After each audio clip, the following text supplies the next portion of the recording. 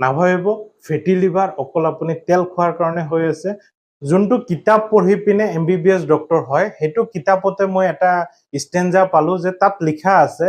Cholesterol is a biggest medical scam. মানে যে কোলেষ্ট্ৰলক লৈ পিনে গোটেই মেডিকেল ফেটাৰ্নিটিয়ে এটা ভুল ধাৰণা, মানে ইভেন মেডিকেল ফেটাৰ্নিটি আমি ডক্টৰ হৈও পিনে আমাৰ ভুল ধাৰণা এইটো থাকে আৰু পেচেণ্টকো আমি সেইটো বুজাই দিওঁ। তো সেইটো কি হয় তাৰে ওপৰত অকণমান ভিডিঅ' বনাম। তো তাত ডিটেইলছ বনাম। তো সেইটোৰ কাৰণে অকণমান ছবিও আঁকি থৈ দিছোঁ যে আমি যে কওঁ যে হাৰ্ট এটেক হ'ব পাৰে, আপোনালোকে তেল কমাই খাব, চৰ্বি বেছি হৈ যাব পাৰে, ফেটি লিভাৰ হৈ যাব পাৰে, তো আপুনি তেল চৰ্বি জাতীয় কমাই খাব, মাছ মাংস কমাই খাব। তো এইটো কিমান ডাঙৰ ভুল হয় এটা ক্ষেত্ৰত, সব বস্তুৰে বেলেগ বেলেগ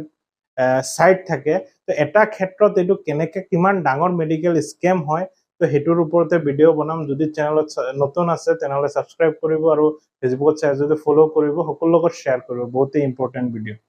তো ফাৰ্ষ্ট অফ অল আমি যিকোনো খাদ্য সামগ্ৰী যদি খাওঁ, এই খাদ্য সামগ্ৰীটো আহি পিনে পাকস্থলীত আহে। তে পাকস্থলীৰ পৰা গৈ পিনে কিছুমান ইয়াতো এনজাইম ৰিলিজ হয়,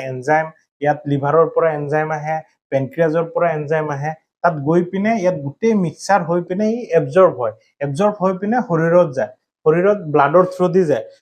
আৰু ব্লাডৰ থ্ৰুদি যিমানখিনি নিউট্ৰিয়েণ্টছ থাকে সেইখিনি গোটেই শৰীৰত ছাপ্লাই দিয়ে, এনাৰ্জি ব্লাডৰ থ্ৰুদি গৈ পিনে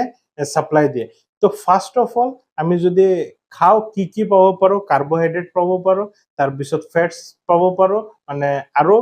থাৰ্ড পাব পাৰোঁ আমি প্ৰটিন পাব পাৰোঁ, আৰু কিছুমান ভিটামিনছ থাকে। তো ভিটামিনছখিনিওতো কিছুমান গ্ৰথৰ কাৰণে ইম্পৰ্টেণ্ট হয়, আৰু মেইনলি এনাৰ্জি চ'ৰ্চৰ কাৰণে কি পাওঁ আমি, কাৰ্বহাইড্ৰেট খাওঁ, লগত ফেটছ খাওঁ। আৰু কোলেষ্ট্ৰলটো বিগেষ্ট মেডিকেল স্কেম কি কাৰণে কোৱা হৈছে, যে আমি জানো যেতিয়া শৰীৰত কোলেষ্ট্ৰল বাঢ়ি যাব সেইখিনি গৈ পিনে হাৰ্টত ডিপজিট হ'ব, হাৰ্ট ডিজিজ হোৱাৰ চান্সেছ আছে, কিডনিত ডিপজিট হ'ব, কিডনি ফেইলাৰ হোৱাৰ চান্সেছ আছে, নাৰ্ভত গৈ পিনে নাৰ্ভৰ ৰুটত গৈ পিনে যদি জমা হয় তেনেহ'লে নিউৰোপেথি, নাৰ্ভৰ প্ৰব্লেম দেখা দিব পাৰে, চকুত গৈ পিনে যদি ডিপজিট হয় তেনেহ'লে ৰেটিনোপেথি হোৱাৰ চান্সেছ আছে। তো এই গোটেইখিনিৰ চান্সেছ আছে। আমি পেচেণ্টক কি বুলি কৈ থৈ দিওঁ, আৰু চবেই কয়, সব ডক্টৰে কয়, সেইটো হ'ল আপোনালোকে তেল বেছিকে নাখাব, মাংস চাংস বেছিকে নাখাব, তেলটো কমাই খাব, আৰু তেনেহ'লে আপোনালোকৰ হাৰ্ট ডিজিজ হোৱাৰ চান্সেছ বহুতেই কম।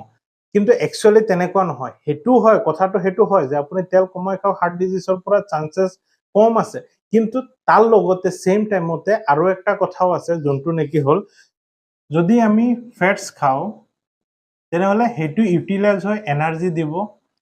এনাৰ্জি যদি নহয়গে, মানে এনাৰ্জি যিমানখিনি লাগে ইমানখিনি দিয়াৰ পিছতো যোনখিনি থাকি যাব সেইখিনি ষ্ট'ৰ হৈ যাব ক'ৰবাত এডিপোজ টিচুত হ'ব, লিভাৰত হ'ব। লিভাৰত যেতিয়া হ'ব তেতিয়া আমি তাক ফেটি লিভাৰ বুলি কওঁ। তাৰপিছত প্ৰটিন যোনখিনি থাকিব, প্ৰটিনবিলাক ইউটিলাইজ হৈ পিনে আমাৰ মাছল গ্ৰথ হ'ব, আৰু যিমানখিনি ষ্ট্ৰাকচাৰেল ডিজাইন হ'ব লাগে তো প্ৰটিনখিনি সেইখিনিত হ'ব, মানে বেছিকে গ্ৰ' কৰিব, বাকীখিনি পায়খানাৰ লগত ওলাই যাব, আৰু কিছুমান ষ্ট'ৰেজ হৈ থাকিব। আৰু চবতকে ডাঙৰ স্কেমটো হ'ল যোনটো নেকি একচুৱেলি বদনাম হ'ব লাগে কিন্তু নহয়, সেইটো হ'ল মানে কি, কাৰ্বহাইড্ৰেট। কাৰ্বহাইড্ৰেটটো কি হয়, মানে যেতিয়া কাৰ্বহাইড্ৰেটটো আমি খাওঁ, খোৱাৰ পিছত সি ইনষ্টেণ্ট এনাৰ্জি দিয়ে, যে ফেটছে 1 গ্ৰামে 6 টাইমছ মোৰ এনাৰ্জি দিয়ে দেন কাৰ্বহাইড্ৰেট হয়। কিন্তু কাৰ্বহাইড্ৰেটটো ইনষ্টেণ্ট এনাৰ্জি দিয়াৰ কাৰণে চবেই আমি কি প্ৰিফাৰ কৰোঁ, খাদ্যত আমি ভাত প্ৰিফাৰ কৰোঁ, ৰুটি প্ৰিফাৰ কৰোঁ,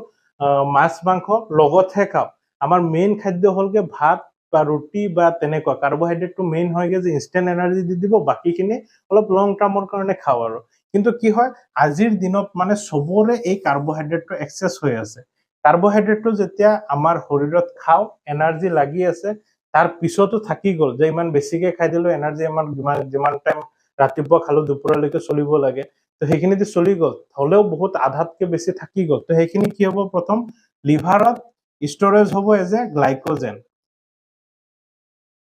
গ্লাইকোজেন হিচাপে ষ্ট'ৰ হৈ থাকিব। যেতিয়া আমাৰ শৰীৰত ধৰি লওক দুপৰীয়া টাইমত খাব নাপালো বা ফাষ্টিং কৰি আছো, এই গ্লাইকোজেনখিনি আকৌ গ্লুক'জ হিচাপে আহি পিনে শৰীৰত এনাৰ্জি দিব। কিন্তু এটা টাইমত কি হ'ব, গ্লাইকোজেন ষ্ট'ৰ হওঁতে কি হ'ব, অভাৰফ্ল' হৈ যাব। মানে ছাপ'জ এক্সাম্পলটো দিছো, মানে ধৰি লওক অভাৰফ্ল' হৈ গ'ল, যে আৰু ষ্ট'ৰেজ হ'বলৈ কেপাচিটি নাই, তেনেহ'লে এই যোনটো কাৰ্বহাইড্ৰেট মানে গ্লাইকোলাইচিছ হয়, তাৰে একটা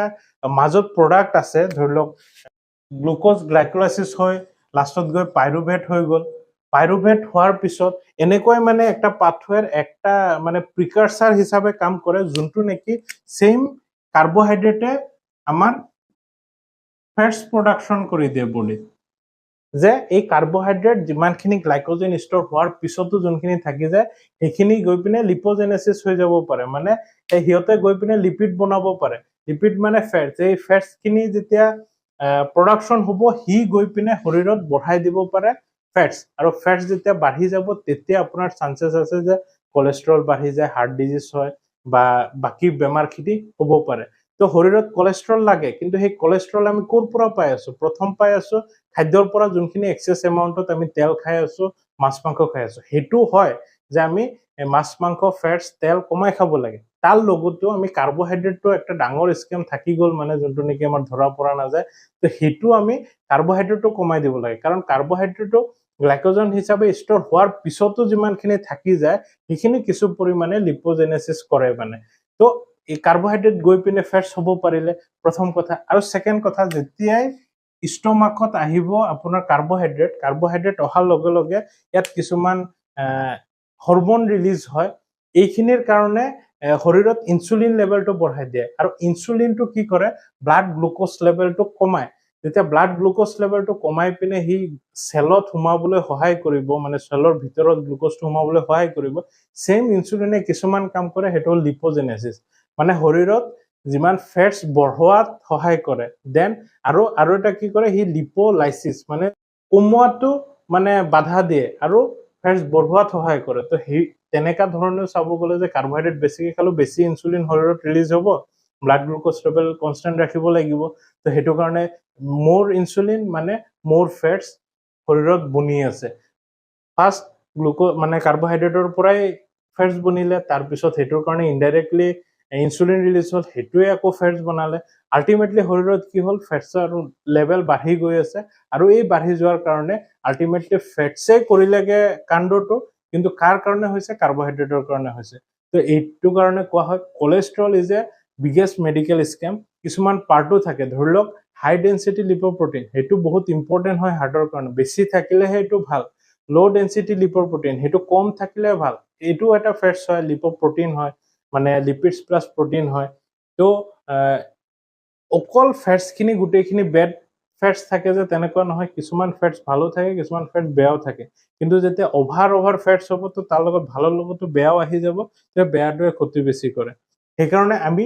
ফেটস যেনেকা কমাই খাব লাগে তাৰ লগত লিমিটেশনতো আমি কাৰ্বোহাইড্ৰেটও কমাই খাব লাগে প্ৰটিনো জুখত খাব লাগে মানে আমি এটা ব্যালেন্স ডায়েট খাব লাগে ৰেদাৰ দেন যে আমি একদম খাই আছো ভাত বেছিকে মাংস কমাই খালো তেল কমাই খালো হেতুৱে মেটাৰ নকৰে হেতুৱে আপোনাক আল্টিমেটলি ক্ষতি কৰিবই পাৰে কৰাবই পাৰে মানে